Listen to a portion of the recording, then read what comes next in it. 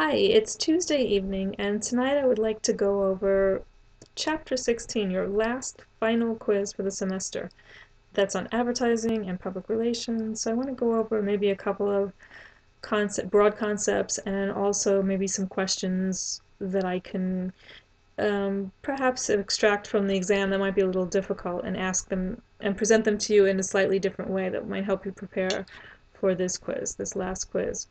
So, of course, you know, and we've been talking about this during the semester and things that we've been reading about the real shifts that have, happened in the worlds of marketing, and advertising is a part of marketing, and so is public relations. We're just talking about strategies basically of communicating, right? If we really simplify it down to the basic element, just like people have to talk to each other, they have a message they have to get across, they have to identify who do they want to talk to and why and how. Do I want to talk to them on the phone, on the internet, on the Skype? Do I want to send a message, go to the post office, mail a message? These are all just basically different strategies of communication. And so in advertising, one way of getting the message across might be through television, another way might be through any of the social media kinds of websites like Facebook or Twitter. There's an interesting article, you can find it if you go to the Business of Fashion, which does a comparison of the effectiveness of advertising on Facebook or Twitter. And it looks at the potential that each of them, I'm sorry, on Facebook or Pinterest. And it looks at the potential for e-commerce on each of these platforms, which is interesting. And one of the critics of, in this case of Facebook, who's saying that Pinterest is actually a much better source for many businesses in terms of advertising and getting their message across and getting the consumer to buy, which is the ultimate goal or objective. Pinterest is much better because Pinterest is kind of like is like a store window. You go there to see what's in the window and you like something and you want to buy it. So people that go to Pinterest are going there for the purpose of commerce and for buying. They may also be educating themselves, but it's for the purpose of buying. Whereas when you go onto Facebook, he says, this person who's interviewed in the article, says that it's like being in your local neighborhood bar, you're with friends, you're having a drink, you're socializing, you're catching up, you're finding out, you're observing what people are doing, like you might on Facebook. And the last thing you want is somebody to walk in and try to sell you, a pair of pants or some lipstick or a household cleaning product. That's really disruptive. I don't know if you've ever been in a restaurant or someplace, and I was in a restaurant once and somebody came in. It wasn't the best restaurant, it was a local Italian restaurant in the Bronx with my family, and somebody walks in trying to sell these pirated DVDs, that they tape recorded at the movie theater for $2, and the person goes around to every table and then they get thrown out. The manager comes and tells the person to get out, get out, get out. So this is not something that most of us are going to actually even consider. We're at a restaurant, we're with our friend or family, and somebody is going to come and tell us about all the DVDs and show us them at the restaurant. It's not the right place for it.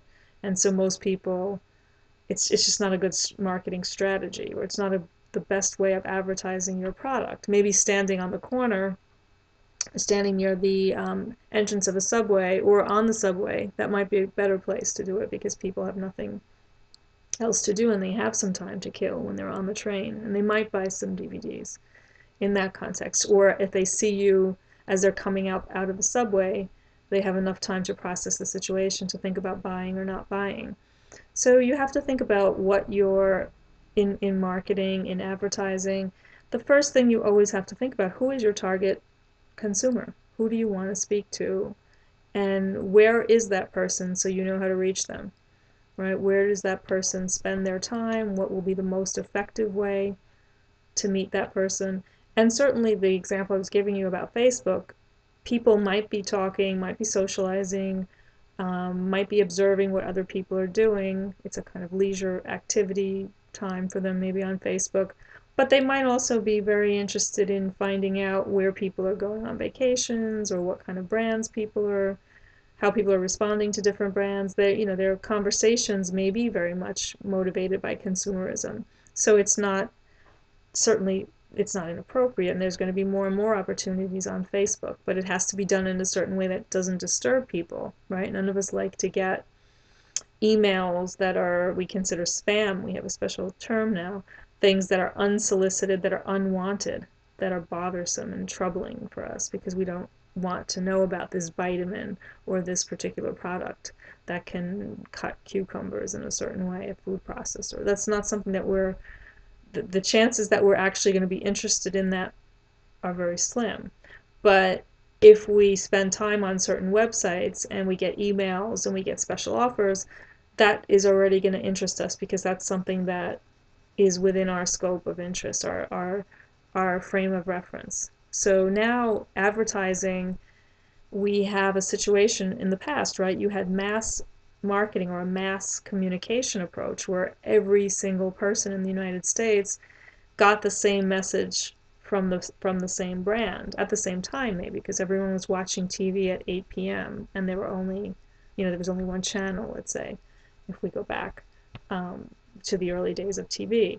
And so that was very simple in a way, and you didn't have to worry about multicultural marketing because everybody was considered an American, or if they weren't, they should be. And so there was no consciousness about separate messages in different languages. You had to be, conforming to a particular standard. So that was very interesting. And now, or later, you have a development of multicultural, right? Of the idea that we have a Hispanic market, we have an African American market or consumer, and those consumers respond differently than the mainstream. And what's interesting about the whole evolution of multicultural is it comes from the point of view of a kind of white Anglo-Saxon Protestant person who is the norm, or who sees himself or herself as the norm, as the average American, whereas the outsider is the African American, the Hispanic, the Asian American. And so that, as we have a shift in consciousness again, right, we have now a really much more diverse population becoming more and more diverse. We can't just say that white is the norm, right? That doesn't seem any longer appropriate. And why should, just like in the past, the idea was that we could talk about men and mankind, and we don't really have to consider women because men are the norm, or men are the dominant group, and women are just, are different or other, separate. They have different characteristics, but eventually women said, well, no, we want to be included too. We don't want decisions only to be made for us, but we want to be active participants in the culture as well, right? Women didn't have the right to vote, the right to own property. It seemed natural that they had to be under the care, under the jurisdiction of men, of a father, a husband who was in control or who made decisions for them. So in some ways we can think also about multicultural marketing in a similar way, that why is the point of reference the white American, and the African American has different behaviors, et cetera, et cetera, et cetera. And so now we have to think about we have to think about issues, I think, that are most important. We have to think about class. We have to think about education. We have to think about where people live. Wouldn't you say that an African American person who lives in an upper class, let's say, neighborhood in Brooklyn Heights, and who's an accountant, who has a certain education and has a position in one of the top accounting firms, is he going to be very different from his Asian American neighbor who also has a similar education, who came from a middle class background, who was exposed to lots of the same experiences? They're going to have a lot in common, despite the fact that they have different ethnicities or races, as you might say. And that African American is going to have very little in common with a working class, with a poor African American who didn't have the middle class advantages that he grew up with, who maybe had to struggle, who maybe came from a home where there was a single parent who had to work, who didn't have the time to invest and to spend with him and to give him all the extra kinds of things that the middle class African American was accustomed to. So that those two people may have such different educations, such different life experiences, that the fact that they're both black has really no little bearing. They have nothing to say to each other. There really is no interest in talking and communicating, and maybe even an inability to really communicate very effectively. So we have to think about that. That's very important. So if we're in marketing and we think, well, let's market to the African American, and we have an idea in mind that African Americans all share this and that kind of cultures, values, and we don't think about class, and we don't think about lots of other factors or lots of other variables that can change things dramatically, we're really going to be missing that consumer.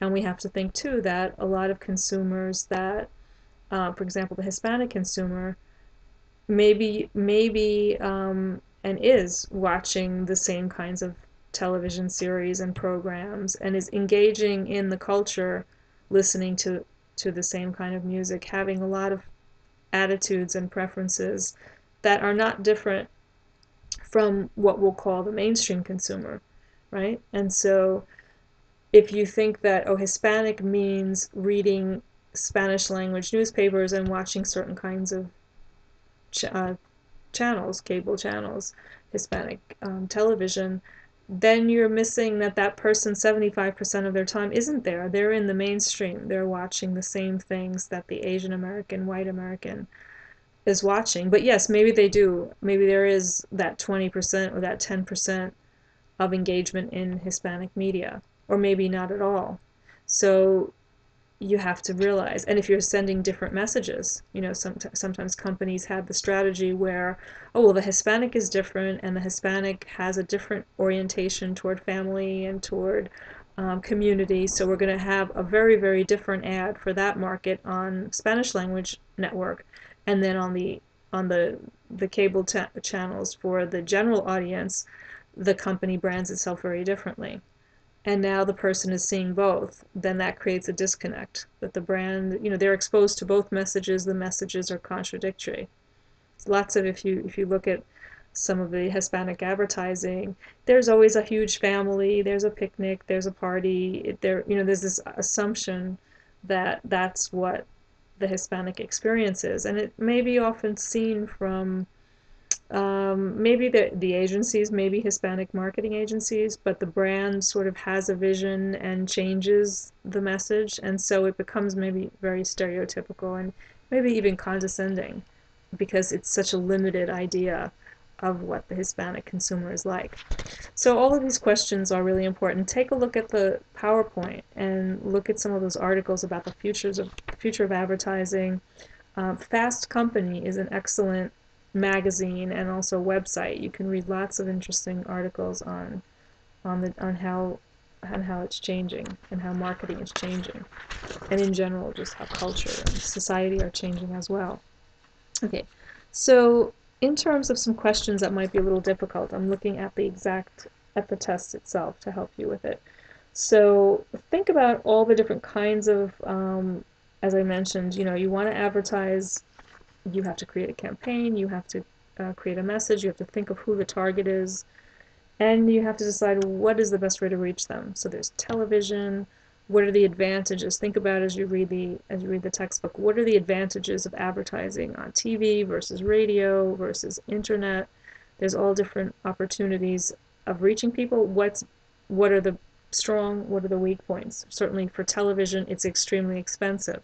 So even if a company can afford to advertise on television, it's a consideration. The budget is going to be extremely, extremely high. So it depends what market you want to reach, and if you're Target, if you're the Gap, that may be an appropriate outlet.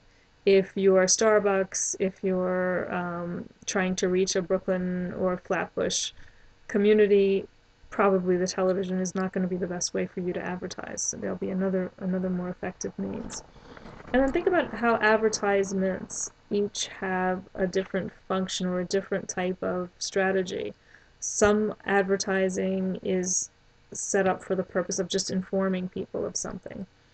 Other advertisements are trying to persuade a target consumer to buy the product, maybe using a certain celebrity or creating a certain message. Some advertisements use humor to sell their message. Others are Or using fear, that's another possibility. But think about how advertising is reinforcing previous knowledge or educating people about something that they perhaps are expected to have no knowledge about. If there's a new electronic product, people haven't used it yet, then you really have to, really have to provide a very in-depth education. If people already understand about a cleaning product, you may just have to reinforce knowledge and talk about how the ammonia component of this product is able to eradicate germs. And so you're just reinforcing something that people already know about. They kind of understand what these terms mean. So be familiar with that. Understand too that in large companies you often have a marketing department. That marketing department may have a general idea about advertising and about what kinds of messages they'd like to get across, but oftentimes an outside agency is brought in because it's too big a job, and there is such, the field has become so complicated with so many different facets. And also there's the issue of agencies that have a multicultural or that have a digital kind of orientation. So sometimes you need to have more than one agency working on a particular campaign for a very large company. Of course, for a small company, for these Brooklyn businesses that we're studying, they're not going to go to most likely an advertising agency unless it's a Starbucks or Target that is a national or multinational company that has already engaged the services of an agency. But what's happening now too is that a lot of companies are, for example, in multicultural marketing, or in digital marketing, they're hiring people in-house to do the things that the agencies used to do because it's extremely expensive. So sometimes now you have a Hispanic expert in-house to do the multicultural component, so you don't have to go to an agency to do it. Or you might have the digital people, experts within your company. So that's happening too at the same time, a kind of move back toward putting things in-house to save money. So next question that may be a little bit difficult. Okay. Right. Okay, so think about how advertising, well, let me see how to word this in a different way. Okay, well, let me explain this. So think about sales promotion. So what are the objectives of sales promotions? So if you have, let's say you have the idea that you want to get people to feel good about the product, right? You want to get, create a feeling of goodwill, right? You also, in sales promotion, well, think of sales promotion as a broader issue. So that, what is the point of sales promotion? It's to give a positive sense about a particular brand through a message that's diffused very widely. So I think that might be the best way to explain this issue of sales promotion and its major, let's say its major objective. I think that, just understand the different types of advertising, understand the kinds of media that you might use to communicate the advertising message, understand the benefits and the limitations of them. Let's say understand, for example, different audiences that you might better reach through different types of channels. So for Twitter, what kind of an audience might you reach? Is it going to be a very old audience? Is it going to be a much younger audience? What would be your objective in terms of using something like that? Because only perhaps a smaller segment of the population is using it, and we can identify who's using it. And again, it depends on the brand. It may be relevant for a fashion company where, there's a lot of excitement, a lot of innovation, a lot of change. Twitter might be something that you can establish a dialogue, or you can inform people about what's happening, what exciting new things you're doing, what kind of new line is coming out. It may not be appropriate for another type of brand where there isn't very much change or innovation. So let's say, I don't know, paint or cleaning products. People I doubt are very interested in in reading about things like that on Twitter, but they're interested in fashion and music and in film and other issues that have a cultural component and a entertainment component to them. So you have to be careful to think about how you want to reach people, how you can reach them best and where, and the issues of very the issues of a very fragmented audience, that you have people, each person has different interests because of the digital technology. It's enabled people to have very, very specific patterns of behavior, where in the past, again, the example of everybody, the entire family, watching the same TV show, or in the past, fashion, adults, young people, more or less wearing the same kind of clothing. The model being maybe a middle-aged man, in the 50s, before the 50s, the suit, the tie, the kind of professional appearance that was expected, so that young men in college might be dressed very similar to their fathers who were going to work wearing a suit and tie. And young ladies didn't look very different, didn't wear very different clothes from their mothers. And then in the mid 50s, you have a whole revolution where you have, think about jeans and sneakers and all kinds of clothes that emerge that are especially for young people and not for their parents. So this is the first time that you have, not the first time, but at least the first time where it, on a very large scale, you have a big divide, so that people look different based on the age groups that they belong to.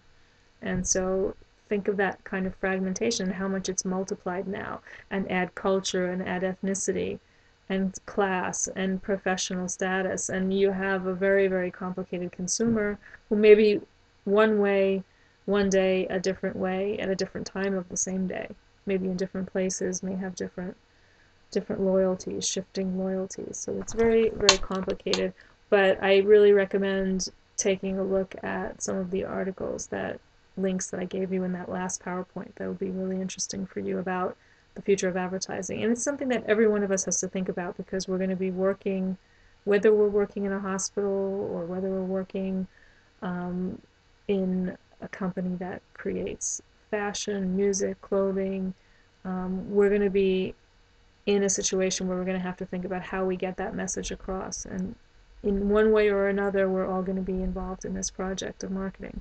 So it's very important for us to think about.